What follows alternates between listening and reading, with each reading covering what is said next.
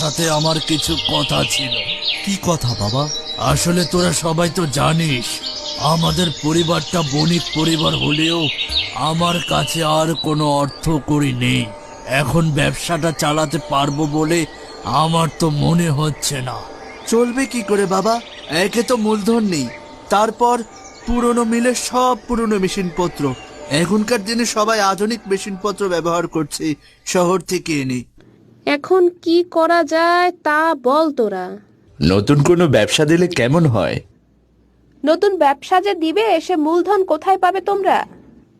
কি বাবা বলেছিলেন বাড়িতে লক্ষ্মী নিয়েছেন, তো লক্ষ্মী বাড়িতে পা দিতে না দিতে ব্যবসায় ঢলাঢলি শুরু হয়ে গেল দেখছি। গিন্নি, মুখ সামলে কথা বলো। তোমরা সব আহামরি লক্ষ্মী নাও যে ব্যবসায় ভরে গেছে যত সব। সব কথায় তোমরা ফুরন কাটো কেন বলো দেখি? আমরা ছেলেরা সব কথা বলছি, আর এর মধ্যে তোমাদের কথা বলার কি দরকার? ভালো লাগে না সব। যদি কিছু মনে না করেন তবে আমি একটা কথা বলতে চাই। কি কথা বলবে তুমি?